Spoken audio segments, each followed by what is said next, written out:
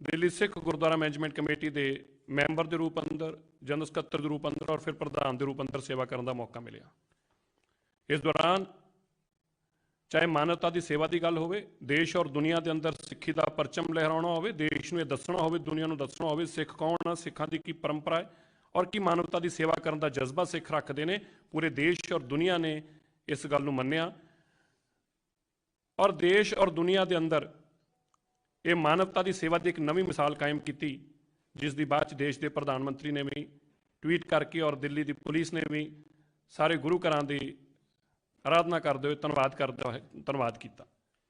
अज श्रोमणी अकाली दल के लंबे समय तक भारतीय जनता पार्टी के नाल अलायंस पार्टनर रूप च रहे और देश के अंदर जदों जदों भी कोई सिख मुद्दा, कोई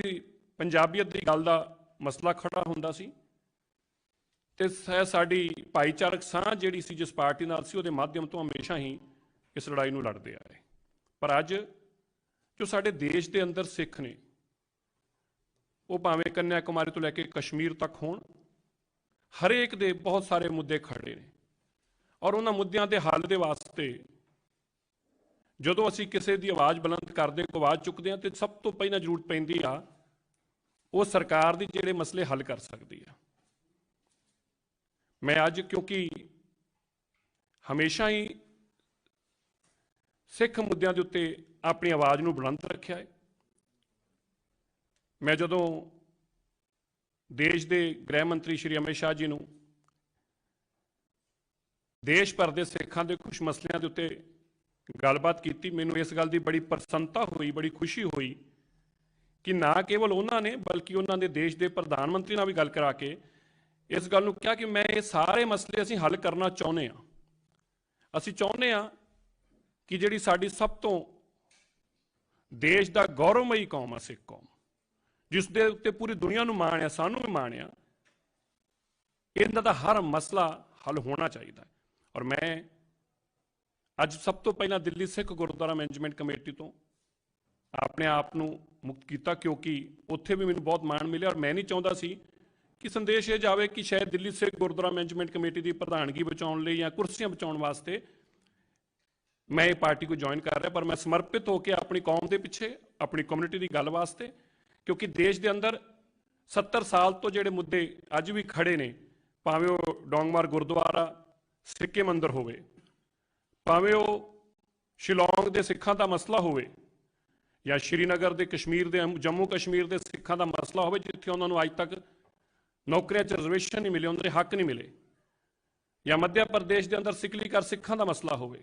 या आसाम के आसामी सिखां का मसला होवे, या गुरु तेग बहादुर साहब जी महाराज और गुरु नानक देव पातशाह जी के वड्डे समागम करके देश और दुनिया को उन्होंने सोच और उन्होंने मानवता के प्रति सेवावां की जानकारी देनी होवे। मैं ये सारिया गल्लां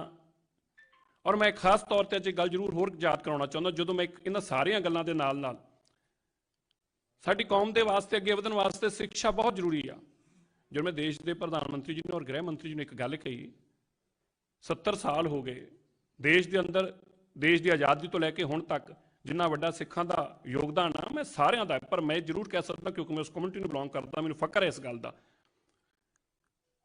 पर अज तक भी उन्होंने वास्ते दिल्ली की देश की राजधानी है, इस राजधानी से बाबा बंदा सिंह बहादुर तो शहादत हुई, जिस राजधानी जिस राजधानी गुरु तेग बहादुर साहिब महाराज जी की शहादत हुई, और उस ही राजधानी के उत्ते किसी वेले बाबा बघेल सिंह जी ने, बाबा जस्सा सिंह आलूवाली और बाबा जस्सा सिंह रामगढ़ी ने अपना परचम लहराया सी। उस राजधानी के अंदर अज तक भी दिल्ली के लोगों सिखां के वास्ते एक यूनीवर्सिटी असीं 70 साल च नहीं बना सके। मैनूं लगदा कि साडी अपनी लीडरशिप की कमी आ, साडी कमजोरी आ। क्या मसले हुण देश के सरहदां ते लड़न वाले असीं लोग कोई और मसले साडे तो हल ना होण, मैं जिस वचनबद्धता के नाल देश के गृह मंत्री जी नाल गल करके और प्रधानमंत्री जी नाल मैं पार्टी ज्वाइन किया, उहदा एक मकसद आ 70 सालां तो होए वो मसले जिहड़े अज तक खड़े सी वो बहुत जल्दी हल होंदे दिखणगे तुहानूं, भावें वो डांगमार गुरुद्वारा साहब का होवे या सिक्किम के सिखां का होवे या ज्ञान कोदड़ी के गुरु घर का मसला होवे, ये जिन्ने भी मसले ने कुछ आने वाले कुछ दिनों के अंदर अंदर ही तुहानूं ये सारे मसले हल होंदे दिखणगे। मैं फिर तो बहुत बहुत धन्यवाद करदा अपने सारे ही साथियों का जिन्होंने हर मौके पर मेरा साथ दिता है और इस लड़ाई नूं हमेशा जितण वास्ते ਔਰ ਲੜਾਈ ਦੇ ਅੰਦਰ ਹਮੇਸ਼ਾ ਫਤਿਹ ਵਾਸਤੇ ਮੈਂ ਆਪਣੇ ਮਾਲਕ ਧੰਨ ਧੰਨ ਸਾਹਿਬ ਸ੍ਰੀ ਗੁਰੂ ਗ੍ਰੰਥ ਸਾਹਿਬ ਮਹਾਰਾਜ ਜੀ ਦਾ ਧੰਨਵਾਦ ਕਰਦਾ। ਗੁਰੂ ਤੇਗ ਬਹਾਦਰ ਸਾਹਿਬ ਜੀ ਦੇ ਦਰ ਤੋਂ ਸਾਨੂੰ ਬਹੁਤ ਕੁਝ ਮਿਲਿਆ ਹੈ, ਉਸ ਮਾਲਕ ਦੇ ਦਰ ਦਾ ਧੰਨਵਾਦ ਕਰਦਾ। ਇੱਕ ਵਚਨਬੱਧਤਾ ਕਰਦਾ ਹੈ ਕਿ ਜਿੰਨੀ ਸ਼ਿੱਦਤ ਦੇ ਨਾਲ ਅਸੀਂ ਦਿੱਲੀ ਸਿੱਖ ਗੁਰਦੁਆਰਾ ਮੈਨੇਜਮੈਂਟ ਕਮੇਟੀ 'ਚ ਰਹਿ ਕੇ ਆਪਣੀ ਕੌਮ ਦੀ ਗੱਲ ਕੀਤੀ, ਅੱਜ ਇਸ ਵੱਡੀ ਦੇਸ਼ ਦੀ ਸਰਕਾਰ ਦੇ ਮਾਧਿਅਮ ਤੋਂ, ਖਾਸ ਤੌਰ ਤੇ ਜਦੋਂ ਦੇਸ਼ ਦੇ ਗ੍ਰਹਿ ਮੰਤਰੀ ਔਰ ਪ੍ਰਧਾਨ ਮੰਤਰੀ ਜੀ ਔਰ ਦੇਸ਼ ਦੇ ਵੱਡੇ ਵਜ਼ੀਰ ਤੁਹਾਡੀ ਉਹਨਾਂ ਜੋ ਤੁਹਾਡੇ ਸੋਚ ਹੋਵੇ, ਜੋ ਤੁਹਾਡੇ ਮੰਗ ਹੋਵੇ, ਜੋ ਤੁਹਾਡੇ ਕੌਮ ਦੇ ਮਸਲੇ ਹੋ, ਉਹਨੂੰ ਹੱਲ ਕਰਨ ਨੂੰ ਬੈਠੇ ਹੋਣ, ਤਾਂ ਮੈਂ ਜ਼ਰੂਰ ਕਹਿ ਸਕਦਾ ਹਾਂ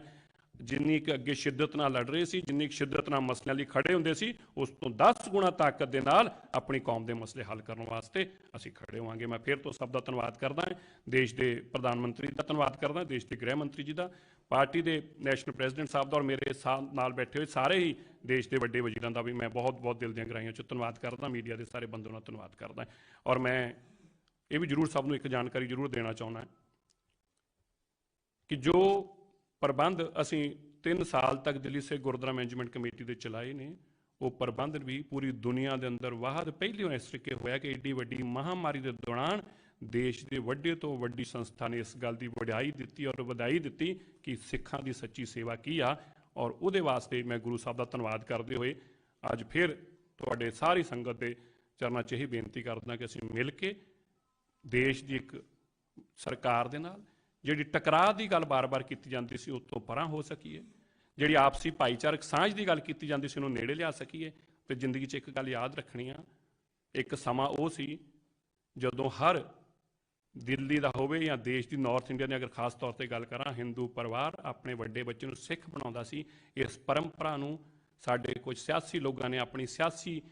ਲੋੜਾਂ ਦੇ ਅੰਦਰ ਇਸ ਨੂੰ ਖਤਮ ਕਰ ਦਿੱਤਾ। ਅਸੀਂ ਆਪਸੀ ਭਾਈਚਾਰਕ ਸਾਂਝ ਨੂੰ ਦੁਬਾਰਾ ਉੱਥੇ ਲਿਆ ਕੇ ਖੜਾ ਕਰਨਾ ਔਰ ਸੁਨਹਿਰੀ ਮੁਲਕ ਦੇ ਅੰਦਰ ਸੁਨਹਿਰੀ ਤਰੀਕੇ ਨਾਲ ਅਸੀਂ ਚਮਕੀਏ, ਉਹਦੇ ਵਾਸਤੇ ਅਸੀਂ ਇਕਜੁੱਟ ਹੋ ਕੇ ਕੰਮ ਕਰਾਂਗੇ। ਵਾਹਿਗੁਰੂ ਜੀ ਕਾ ਖਾਲਸਾ, ਵਾਹਿਗੁਰੂ ਜੀ ਕੀ ਫਤਿਹ।